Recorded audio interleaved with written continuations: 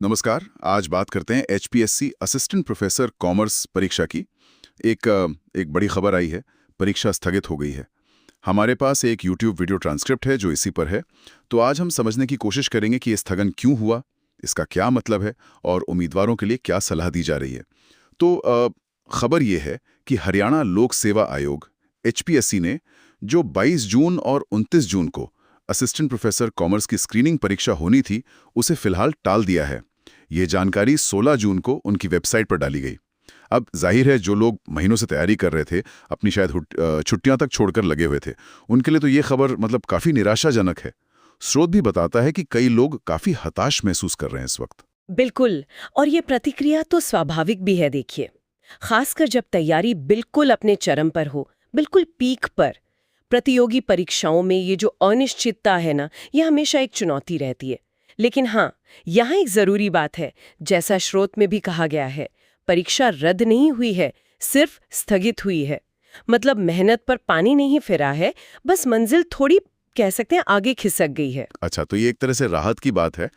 पर ये आगे कितना खिसकी है, क्या इसका कोई अंदाजा दिया है स्रोत ने? क्योंकि अनिश्चितता भी तो परेशान करती है। हाँ, वो अनिश्चितता तो रहती है। स्रोत ने एक अनुमान लगाया है, कोई पक्की खबर नहीं। पर अनुमान यह है कि नई तारीखें शायद अगले 15-20 दिनों में आ सकती हैं और परीक्षा संभवतः घोषणा के 1 महीने के अंदर हो सकती है। तो एक रफ आइडिया मिलता है इससे। तो शायद बहुत लंबा इंतजार ना करना पड़े। ठीक है, लेकिन यहाँ एक दिलचस्प बात सामने आती है। आमतौर पर ऐसी खबरों से निराशा होती है, पर यह जानकारी कुछ और कह रही है। इसे एक अवसर की तरह देखने की सलाह। हाँ, और मेरे ख्याल से यही इस पूरे विश्लेषण का सबसे अहम हिस्सा है। स्रोत का जो मुख्य तर्क है वो यही है कि इस अप्रत्याशित देरी को एक नेगेटिव चीज की तरह ना देखें, बल्कि इसे एक अवसर समझें। ये वो एक्स्ट्रा टाइम है जो आपको मिल गया है अपनी तैयारी की कमियों को, मतलब जो वीक पॉइंट्स हैं, उन्हें दूर करने के लिए। कमियों को दूर करने के लिए ये बात सोचने वाली। अक्सर तैयारी में लगता है ना कि काश थोड़ा और समय मिल जाता तो वो टॉपिक कर लेता या वो रिवीजन कर लेता। तो क्या स्रोत यही कह रहा है कि ये वही काश वाला समय है? बिल्कुल ठीक।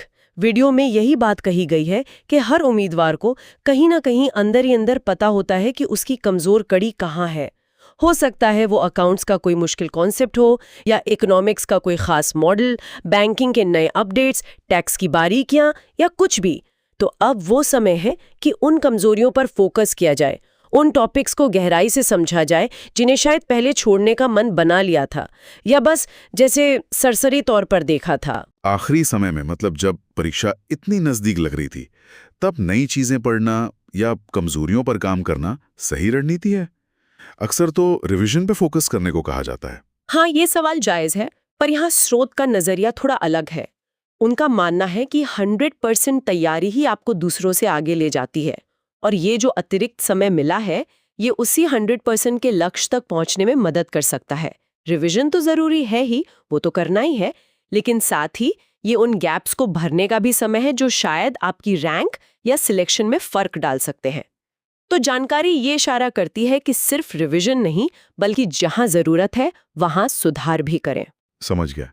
और इसमें एक चेतावनी भी है शायद, कि ये जो अतिरिक्त समय मिला है, इसे हल्के में ना लिया जाए। कहीं ऐसा ना हो कि उम्मीदवार सुस्त पड़ जाएं। बिल्कुल बिल्कुल, स्रोत इस बारे में बहुत स्पष्ट है। इस समय ढीला पड़ना या ये सोच लेना कि अरे अब तो डेट आगे बढ़ गई, जब नई तारीख आएगी तब देखेंगे, या तैयारी की रफ्तार कम कर देना, वीडियो के अनुसार ये एक बहुत बड़ा ब्लंडर साबित हो सकता है। क्योंकि सोचिए, आपके जो प्रतिस्पर्धी हैं वो शायद इसी समय का फायदा उठाकर आपसे आगे निकलने की कोशिश में लग जाएंगे। हाँ, ये बात तो है। तो निरंतरता, वो कंसिस्टेंसी बनाए रखना सबसे ज्यादा जरूरी है। हाँ जी, निरंतरता ही कुंजी है। कंसिस्टेंसी इज की, जैसा कहते हैं।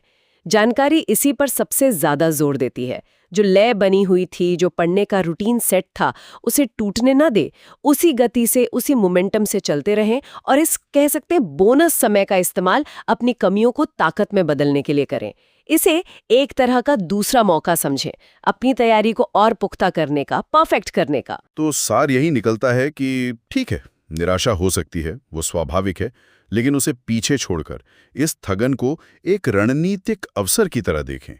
अपनी जो ज्ञात कमियां हैं उन पर काम करें, और सबसे जरूरी, तैयारी की लय को, मोमेंटम को बनाए रखें। सही कहा आपने। और अंत में एक विचारणीय बात जो स्रोत सामने रखता है वो मुझे काफी दिलचस्प लगी। वो ये कि ये अपनी गलती सुधारने का एक दुर्लभ मौका है। अक्सर क्या होता है कि कोई घटना घट जाती है, कोई असफलता मिलती है, उसके बाद हमें एहसास होता है कि कहाँ कमी रह गई।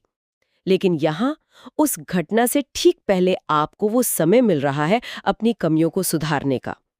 ये सोचना दिलचस्प है कि कैसे कोई बाधा या चुनौती से ठीक पहले मिला ये वक्त सिर्फ परीक्षा में ही नहीं बल्कि शायद जीवन के दूसरे क्षेत्रों में भी खुद को बेहतर बनाने का, अपनी कमियों पर काम करने का एक अनमोल अवसर बन सकता है।